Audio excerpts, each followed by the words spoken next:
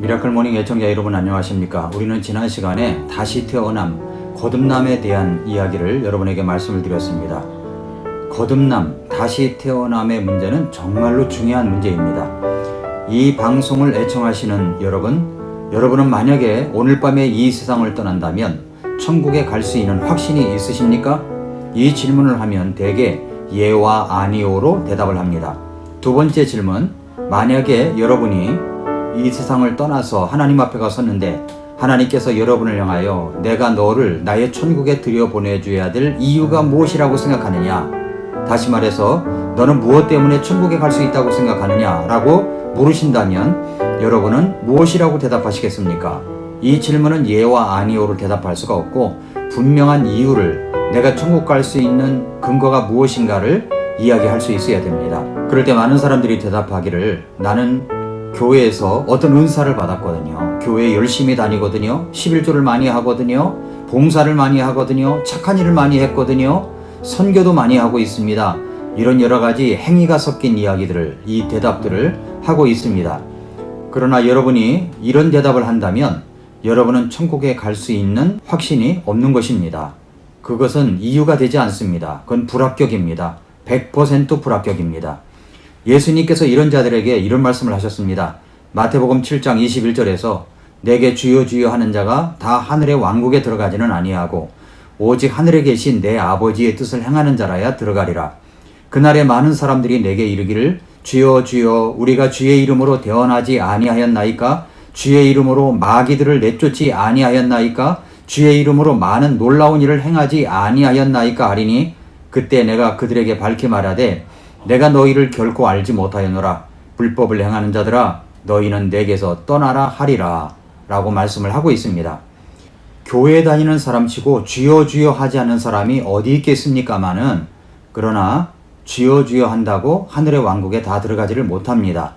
주의 이름으로 대언도 하고 주의 이름으로 마귀들도 내쫓고 주님의 이름으로 많은 놀라운 일을 행하였다고 할지라도 결코 갈 수가 없습니다. 우리 주님께서 말씀하시기를 그런 사람은 내가 결코 알지 못한다 라고 그렇게 말씀하셨습니다.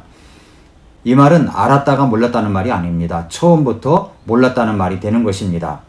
그러면 아버지의 뜻이 무엇일까요?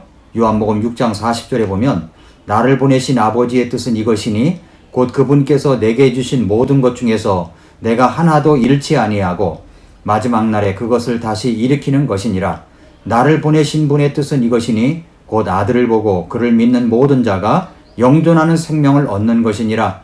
마지막 날에 내가 그를 일으키리라 하시니라 라고 말씀을 하셨습니다. 그 아버지의 뜻은 거듭나는 것입니다. 구원받는 것입니다. 다시 태어나는 것입니다.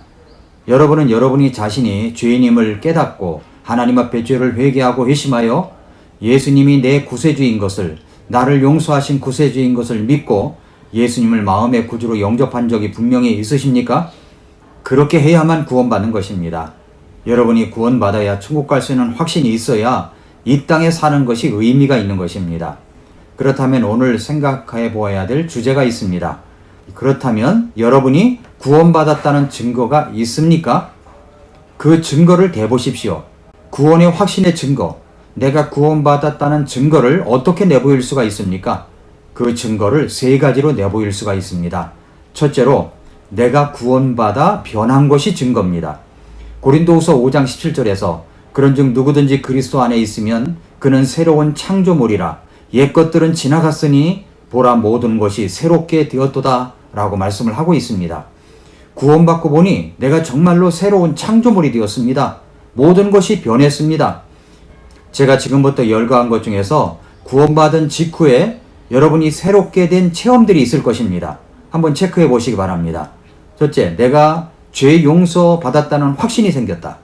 둘째, 주님의 은혜에 대한 진정한 감사. 셋째, 내적 평안과 기쁨. 넷째, 죄에 대한 새로운 인식이 생겼다. 다섯째, 하나님에 대한 새로운 인식이 생겼다. 여섯째, 말씀이 읽고 싶어졌다. 일곱 번째, 말씀이 이해가 된다.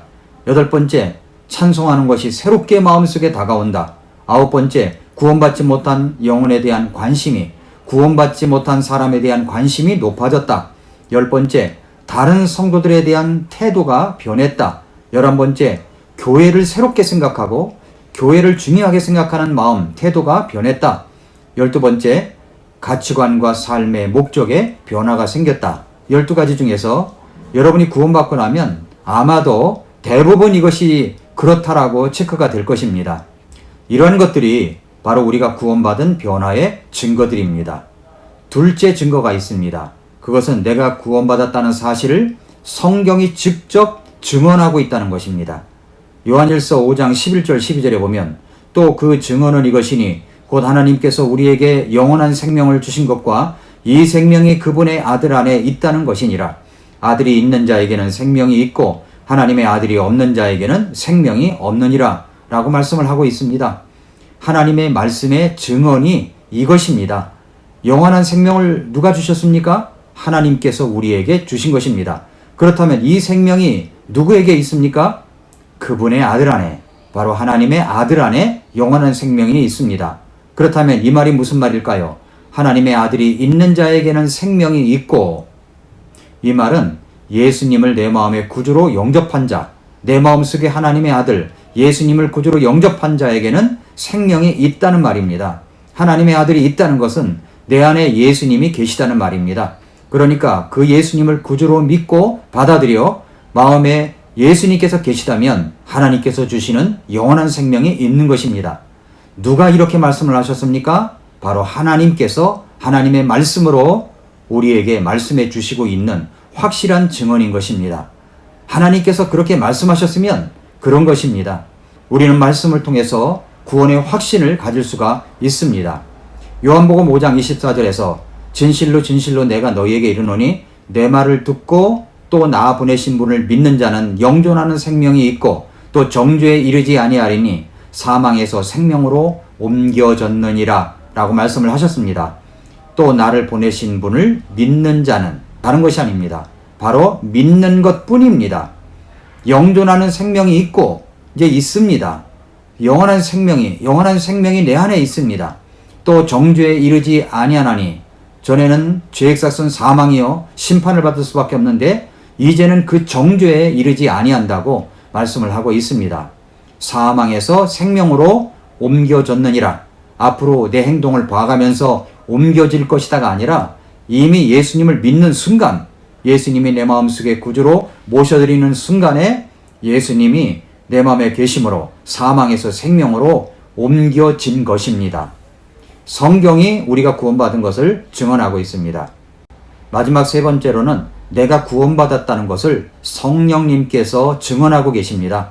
로마서 8장 16절에서 성령께서 친히 우리의 영과 더불어 우리가 하나님의 자녀인 것을 증거하시나니 라고 말씀을 하셨습니다. 내가 구원받았다고 하는 사실을 성령께서 직접 증언하시는 것입니다.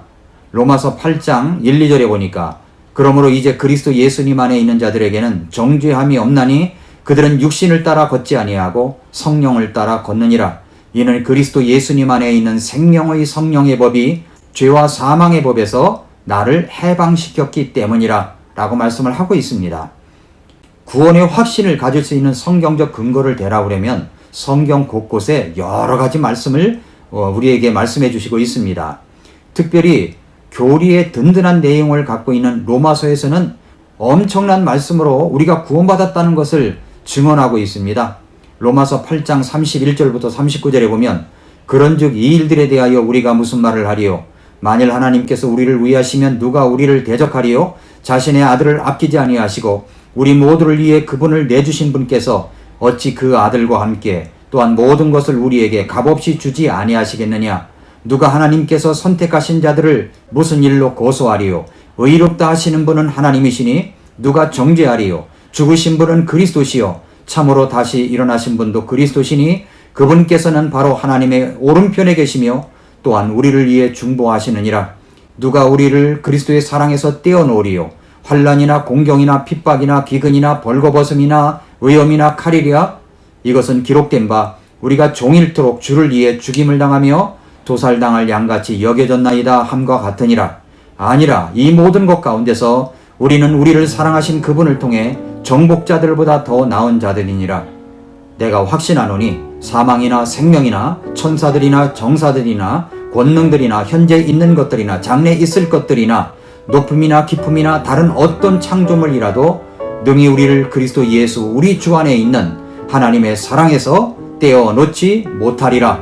이렇게 확신 있는 말씀을 우리에게 주시고 있습니다. 사랑하는 애청자 여러분, 내가 분명히 죄인인 것을 회개하고 예수님을 구주로 믿고 영접하였다면 구원을 받은 것입니다. 내 개인적인 죄와 잘못으로 인하여 감정적인 기복으로 오락가락할 때도 있지만 그렇다고 한 번 구원받은 것이 없어지는 것이 아닙니다. 말씀으로 분명한 확신을 가지십시오. 그리고 변화된 하나님의 자녀로서 믿음의 생활을 하시기를 바랍니다.